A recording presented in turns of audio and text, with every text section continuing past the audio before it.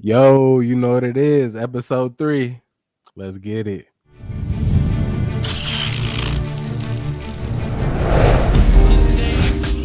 Smooth as night, but she play games, yeah, she cold as ice. Got you feeling like the new Dolomite. You're betting on your life, boy, don't roll the dice. Cause she cool as day, smooth as night, but she play games, yeah, she cold as ice. Got you feeling like the new Dolomite. You're betting on your life, boy, don't roll the dice. Cool as day, smooth as night, but she play games, yeah, she cold as ice. Got you feeling like the new Dolomite. You're betting on your life, boy, don't roll the dice. Cause she cool as day, smooth as night, but she play games, yeah, she cold as ice. Got you feeling like the new Dolomite. You're betting on your life, boy, don't roll the dice. All right, appreciate y'all for joining us once again. We made it to week 3. You know, I had to bring back Charles because I couldn't get a third person to come in. We got that boy T Money on. Finally, I couldn't even get him on the first season. But when I put something out there in the Discord, he was the first one to shoot back. They know a little bit about Wick. Go ahead and talk your shit, T Money. You know, it's an interesting league. We got all kind of players, all type of different play styles. I'm just honored to be here. I'm trying to get that number 1 spot. And hold on, I got something for y'all. Hold on. Oh, Lord have mercy. See this? Y'all see this? This? It's the smell of victory. Just Western Lion. So, you know, it's been a great 4 years of my life out there. Eating Bobo's chicken, hanging out in the yard, and, you know. The whole multi-parties, you know, all that. So when was the last time you been out there? Because them kids got it good, boy. Probably about, it was right before the pandemic, I want to say. Before the pandemic. I think I went to. The cafeteria got like 4 or 5 options in a salad bar, in a potato bar, and they got straight pizza line. Yeah, they doing it up over there. And then the kids complaining is what I'm hearing. They still complaining. Like just when we had the old little home gourmet chicken spot, Burger King, and then Mike Tyson was serving us in the line. You know what I'm saying? So yeah, you know, it was all, you know, I used my little $50 on on Burger King and the Langston Bucks. Langston Bucks, and $50 went by quick. So that's when you get double Whoppers made like cheeseburgers. Yeah. I'm telling you, man, I spent a lot of hungry nights up there, but it's all good. I made it. Right. And I think Trent is the only one who doesn't actually. This is the Pops Association. So a lot of them don't know. You're the only one that don't physically have your kids or have a child, but you are a caretaker, right? Yeah, I have a longtime girlfriend. She has a daughter, so we've been holding it down for Basically his, you know what I'm saying? We'll say that, yeah. He in Kansas, but if he was in Oklahoma, that would have been common law, so he would have been sassy. But damn sure. So, I mean, shit, what do y'all want to talk about? We talking about the family? Y'all want to talk about LeBron? Shit, ain't both of y'all are Laker fans, so this should go. Yes, sir. You know what I'm saying? So, no. My bad. You're a LeBron fan. My bad. LeBron fan. Yes. Okay. Oh, so that's what they were talking about, LeBron fans. You know, they weren't saying he's a Heat fan. He wherever he at fan. There you go. That's it.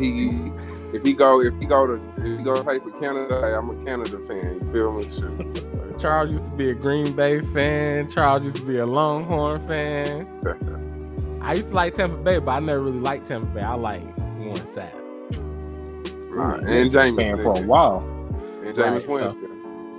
Oh yeah, I mean Famous Jameson. That was Florida. I like Florida State, regardless of who went there. Florida State. I was a Peter Warwick fan, so way back in the day, I liked Florida State. Yeah, I like Warwick to Warwick with Stowe. Okay, for sure. So, I mean, I think, and I want to bring this up because LeBron is probably a year or 2 older than us, right? Can you imagine being on the court doing what he's doing right now? Like, I mean, that's incredible determination and just, you know, staying with it. I mean, most guys, like, look at Wade. You know, Wade's about the same age. His body broke down. Right. Melo can't stay in the league, and Milicic, I think he was in the same draft class. It lasts like 5 years or something. So, you know, to be averaging, I think he averaged like 28 or something this year.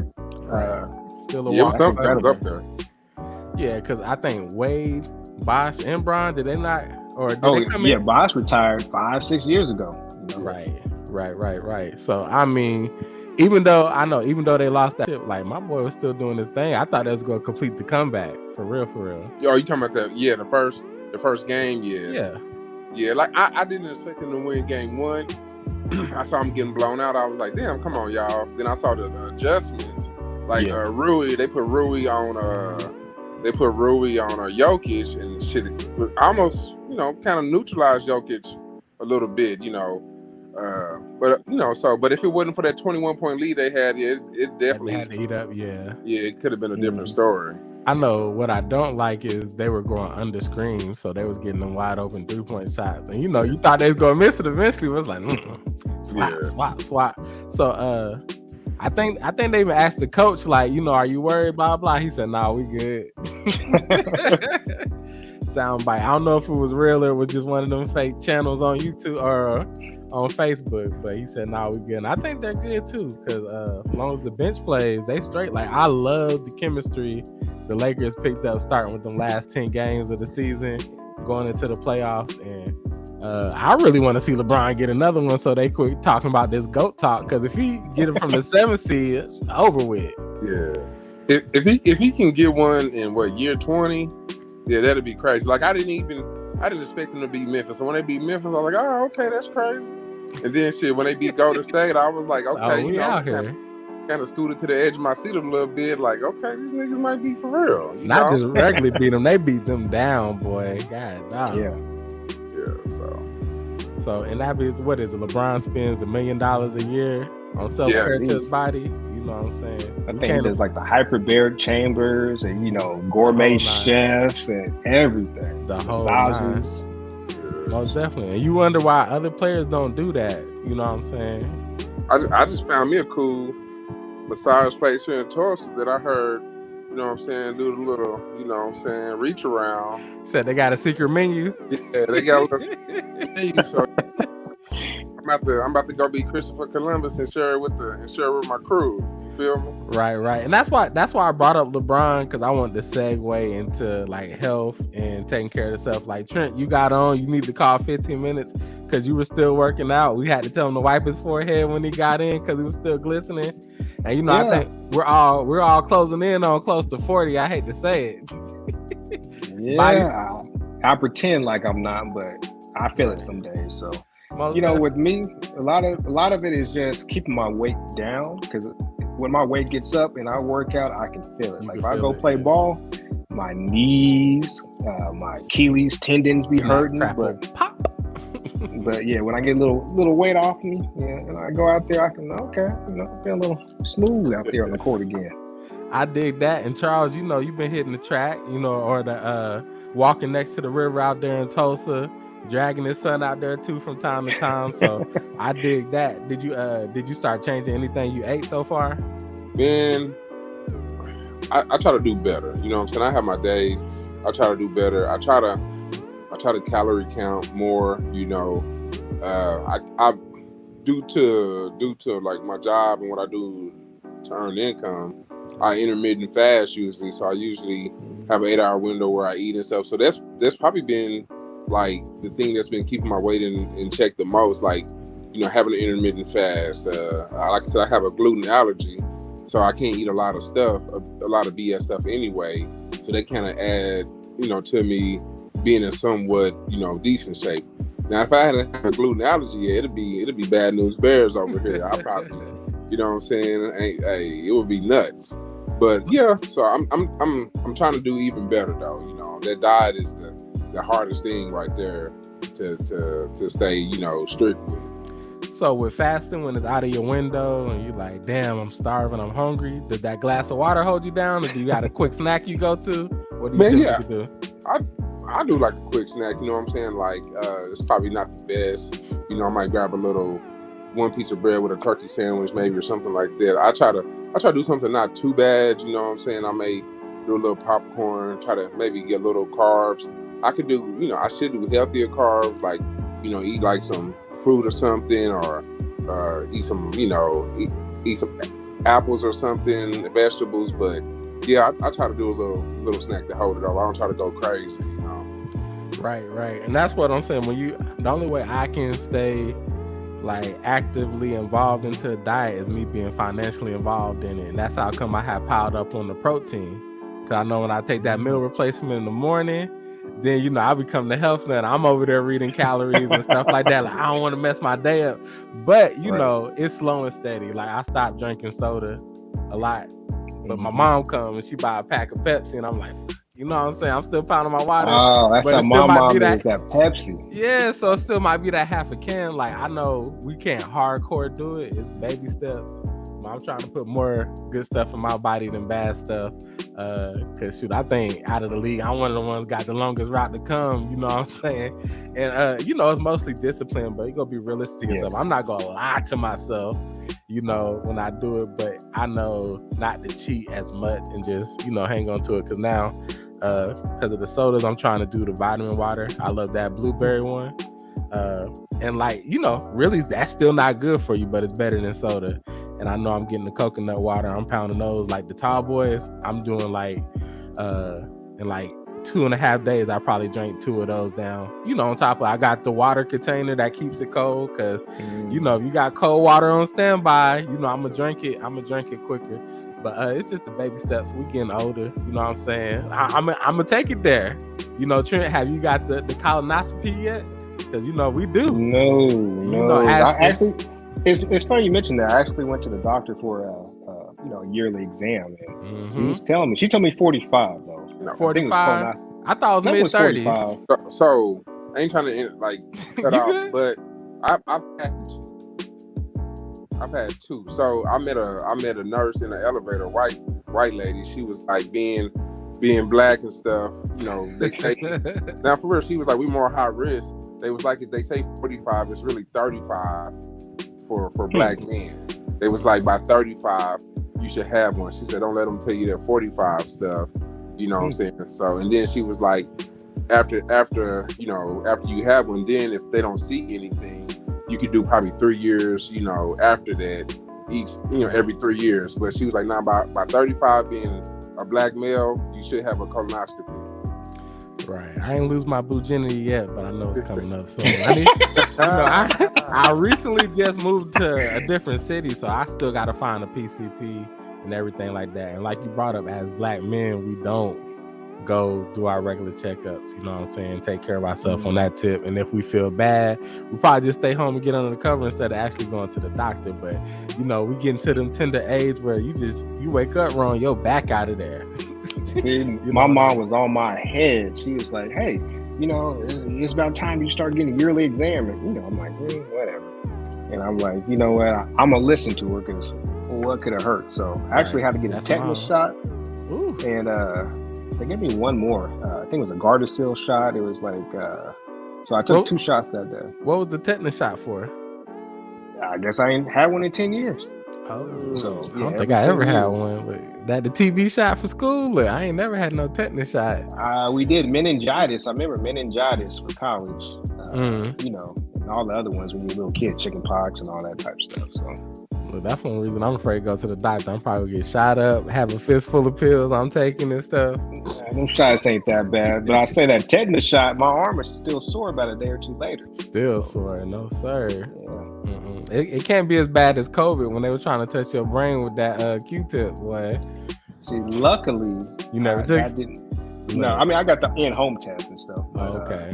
I when it was big, we had to go to the doctor. I never had symptoms, so I was blessed. And not the first or second wave. Maybe the third wave or fourth wave is when it got to me, but not the early waves. So ask Charles. I didn't have symptoms, and then I was down and out from school 2 weeks. I was out of there. Ooh.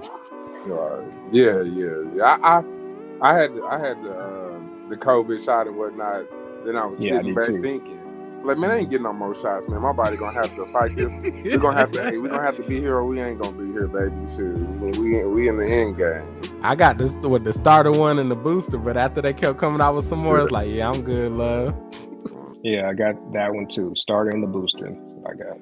Yeah. Right on. So, switching gears, how are y'all feeling about the league? I know, Charles, you were on episode 1. I kind of got some of your input. It's back on you, Trent. How you feeling about the league in comparison to the first season, and what things do you want to see change going forward? Because I want you to stay involved. Oh yeah, I love the league. I had a close game my last matchup. Don't want to name names, but somebody clipped me by 2 points. It was a last minute field goal. He did his thing. He had a different play style. A lot of guys, they like throwing the ball deep, throwing it deep.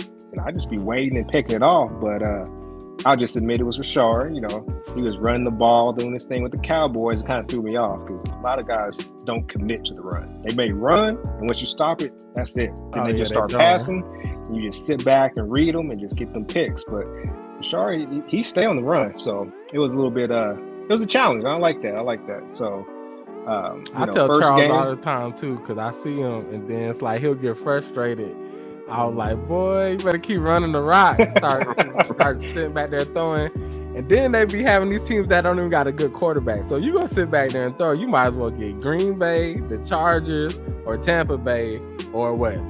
The Bills. You need a quarterback that can actually sling the rock. Because Bengals too. Yeah, the quarterbacks we be picking, you know what I'm saying, like the Cowboys, I ain't sitting back there throwing with that. You might be good for a tight end or CD on the street, but I ain't gonna commit to it. And that's what I kind of tell the boys. But everybody kind of picked the game up because some people got it last minute because it was $20 before we started the league, so they never really sat down and kind of dove into it. But that's what I learned early, especially because we're playing on I'm about to say Heisman. I'm an NCAA guy, but we're playing on all Madden. So it's like the windows are done. So you almost, for me, like I won't pass until y'all stacking the box. I got 1-on-1. Hopefully something happened. Yeah. So that's it. Switching gears again, some of the notable games we had in week 3. Mr. D's beat Almighty Wit 31-14. This My House beat the Best Since 23, 20-0. T-Money beat Uncle Bug Jr. 23-14. So that had wrapped up, like I said, a pretty good week 3. And then getting ready to close it out, you boys got any inspirational words? Anything you want to get shout out to the league? I just want to say, that last game when I won 23-14, we talking about boxing. There's a lot of Mayweather in that. I kind of felt him out, at the beginning, trying to see what he's going to do, kind of let him get his little, rocks off, let him get some runs in. And then I saw, he only had a couple plays, and then that was it. I took him to the deep end and had to drown him. Right. When you get to the second half and you still getting the same script from the first half, you start jumping stuff. Yeah. But the only thing I don't like, can y'all hear me? Yeah. Only thing I don't like, man, like, dude, I wish Madden keep the audibles the same. Like, okay, I ain't played in a couple of years, but like the last version I played, the audibles is different. Like, bro, like, man, I can't remember how to audible my linebackers, and then I forgot to audible my line and my secondary. I'm like, Madden, keep it the same. What is y'all doing? Like, like when we was all playing NCAA hardcore, I could do the audibles like an Easter. I'm over here like L1 R1. I'm real quick. Like this one, like, man, I be forgetting which one to push. It take forever. The little menu screen come up. I'm like, bruh, come on, man. You got to get a little invested. You know what I'm saying? But I appreciate y'all for coming out, taking y'all time. Oh, no problem. You know what I'm saying? The last thing we got to say is POP. Hold it down. Yes, sir.